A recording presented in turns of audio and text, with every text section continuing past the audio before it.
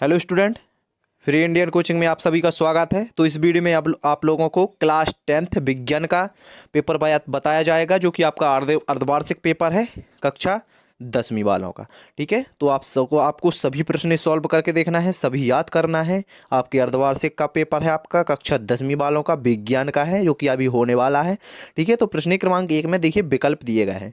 तो आपको first question दिया गया है कि सही विकल्प चुनकर लिखिए, जिसमें आपका फर्स्ट दिया गया है कि निम्न में से कौन सा भौतिक परिवर्तन नहीं है। तो आपका एलपीजी का दहन वाला जो ऑप्शन होगा, आपके देख पेपर में 4 ऑप्शन दिए गए थे, जिसमें से एलपीजी का दहन लिखा गया है।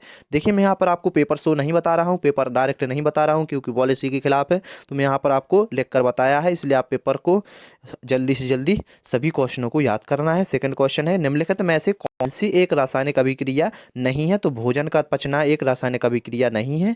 इसके बाद देखते हैं थर्ड, जिसमें दिया गया है कि सोने एवं प्लेटिनियम को बनाने वाले अम्ल का क्या है। तो यहाँ पर देखिए आंसर में दिया गया है कि रेकवारेजिया। ठीक है, इसके बाद है रासायनिक अभिक्रिया में भाग देने वाले पदार्थ कहलाते हैं। तो अभिकारक इसका सही आंसर होगा। इसके बाद दिया है पाचन के समय पाचक रसों का पीएच मान होता है। तो 6.8 इसका आंसर होगा। इसके बाद है कि टमाटर में कौन सा अम्ल उपस्थित होता है। तो ऑक्जेलिक अम्ल इसका राइट आंसर हो जाएगा। इसके बाद देखते हैं प्रश्न क्रमांक 2, जिसमें पूछे गए थे रिक्त स्थान पूछे गए हैं। तो फर्स्ट दिया गया है कि सोडियम हाइड्रोजन कार्बोनेट का सामान्य नाम क्या होता है। खाने का सोडा इसका खालिस्तान होगा। ठीक है, खाने का सोडा इसका राइट आंसर था। इसके बाद सेकंड दिया है कि सिरके में खालिस्तान अम्ल उपस्थित होता है। तो एसिटिक अम्ल इसका करेक्ट आंसर हो जाएगा। इसके बाद देख लेते हैं थर्ड। तो थर्ड में क्या दिया गया है, देखिए यहाँ पर सर्वाधिक क्रियाशील धातु खालिस्तान होती है। तो सोडियम इसका आंसर था, सोडियम। ठीक है, इसके बाद देखिए फोर्थ, धातु में प्राह ऊष्मा एवं विद्युत की सुचालक होती है। इसका सुचालक आंसर होगा। ठीक है, इसके बाद है द्रव अवस्था में पाई जाने वाली अधातु पारा कहलाती है। इसका पारा आंसर होगा। इसके बाद है कि स्टेनलेस स्टील में खालिस्तान तत्व मिला होता है। तो क्रोमियम इसका आंसर हो जाएगा। इसके बाद देखते हैं प्रश्न क्रमांक 3, जिसमें पूछी गई थी सही जोड़ी। तो सही जोड़ी देख लेते हैं। ठीक है, तो देख लीजिए, ये रही आपकी सही जोड़ी, जिसमें कि यहाँ पर आपको करेक्ट आंसर दिया गया है। द्रव अवस्था में पाई जाने वाली धातु पारा कहलाती है, और इसके धातुओं के खिंचने का गुण क्या कहलाता है, तन्यता कहलाता है। इसके बाद थर्ड है धातुओं के पीट कर चादर बनाने का गुण आघात वर्धनता कहलाता है। इसके बाद है कम क्रियाशील धातु, तो सोना एवं चांदी हो जाएगा। कार्बन की संयोजकता तो 4 हो जाएगी। और मौसले के आवर्त सारणी का आधार, तो इसका आंसर हो जाएगा परमाणु क्रमांक। ठीक है, इसके बाद देखते हैं प्रश्न क्रमांक 4। इसका आप एक बार स्क्रीनशॉट ले लीजिए, ध्यान से स्क्रीनशॉट ले लीजिए स्टार्ट से। ठीक है, फर्स्ट स्क्रीनशॉट आप यहाँ से लीजिए। ठीक है, इसके बाद में यहाँ से स्क्रीनशॉट ले लीजिए जल्दी से जल्दी। इसके बाद में यहाँ से, ठीक है, इसके बाद में यहाँ पर स्क्रीनशॉट ले लीजिए। इसके बाद में आप सही जोड़ी देख लीजिए, सही जोड़ी का आप पूरा स्क्रीनशॉट एक ले लीजिए। इसके बाद प्रश्न क्रमांक 4 दिया गया है। प्रश्न क्रमांक 4 में एक शब्द या एक वाक्य में आंसर पूछे गए थे।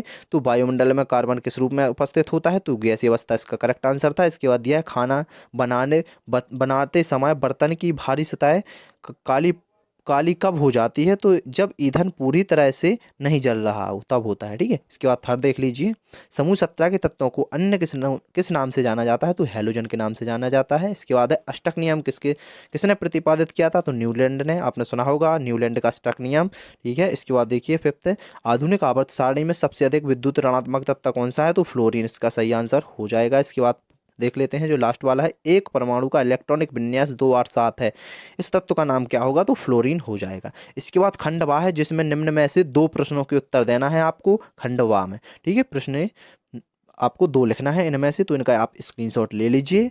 ठीक है, ध्यान से आप सभी क्वेश्चनों को याद करना है। प्रश्न क्रमांक 8 के बाद देखिए नोट, निम्न में से 3 प्रश्नों का आंसर देना है। अब आपको, अभी आपको 2 का देना था, अब यहाँ पर 3 प्रश्नों के आंसर आपको यहाँ पर देना है। तो देख लीजिए, रहे आपके प्रश्न। ठीक है, स्क्रीनशॉट ले लीजिए या फिर वीडियो को रोक कर लिख लेना। इसके बाद देखते हैं आगे वाले क्वेश्चन। देख लीजिए, यह रहे, निम्न में से कोई 3 प्रश्नों के उत्तर दीजिए। यहाँ पर देखिए नोट पढ़िए, निम्न में से 3 प्रश्नों के उत्तर दीजिए। तो ये रहे आपके यहाँ से क्वेश्चन। तो देख लीजिए, इनमें से 3 को आंसर देना है आपको। ठीक है, इसके बाद देखिए फिर नोट दिया गया है, निम्न में से कोई 3 प्रश्नों के उत्तर दीजिए। तो आप देख लीजिए, ये रहे आपके 3 प्रश्न।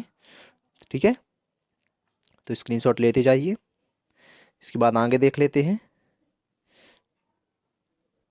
प्रश्न क्रमांक 23 इसके बाद में। ठीक है जी, आप देख लो ए और बी। प्रश्न क्रमांक 23 देख लीजिए। इसके बाद में 24 है। ठीक है, इसके बाद में 25 भी दिया गया है, 26 दिया गया है। सभी क्वेश्चन देखते जाइए और स्क्रीनशॉट लेते जाइए। ठीक है, सभी प्रश्नों के आप आंसर देख लेना, याद कर लेना, यही पेपर में आने वाले हैं आपके। तो नोट, कोई 3 प्रश्न हल करना है यहाँ पर। प्रश्न क्रमांक 28 को आप ध्यान से देखिए। कार्बन एवं उसके यौगिक का उपयोग ईंधन के रूप में क्यों किया जाता है। इसके बाद 29वां है, निम्नलिखित प्रश्नों के उत्तर दीजिए। तो कार्बन में कौन से बंध पाए जाते हैं। इसके बाद है, कार्बन के अपरूप तत्वों के नाम लिखिए। ठीक है। इसके बाद 30वां क्वेश्चन देख लीजिए, आधुनिक आवर्त नियम क्या है, लिखिए विशेषताएं शायद। इसके बाद है, निम्नलिखित तत्वों के इलेक्ट्रॉनिक विन्यास नीचे दिए गए, इनकी इनकी पहचान कर उनके नाम लिखना है आपको। तो यहाँ पर इलेक्ट्रॉनिक विन्यास दिए गए हैं, तत्वों के नाम लिखना है। इसके बाद में 32वां क्वेश्चन देख लीजिए, निम्न के ताप बताइए, 2 तत्व जिनके बाहरी कोष में 2 इलेक्ट्रॉन होते हैं उस तत्व का नाम बताना है, और 3 तत्व जिनके बाहरी कोष पूर्ण होते हैं उनका नाम बताना है। ठीक है। तो ये रहे आपके टोटल 32 क्वेश्चन जो कि आपके पेपर में दिए गए थे। तो वीडियो को लाइक कर दीजिए, और अभी से आप चैनल पर नए हो तो यार से सब्सक्राइब जरूर कर लेना। Thank you.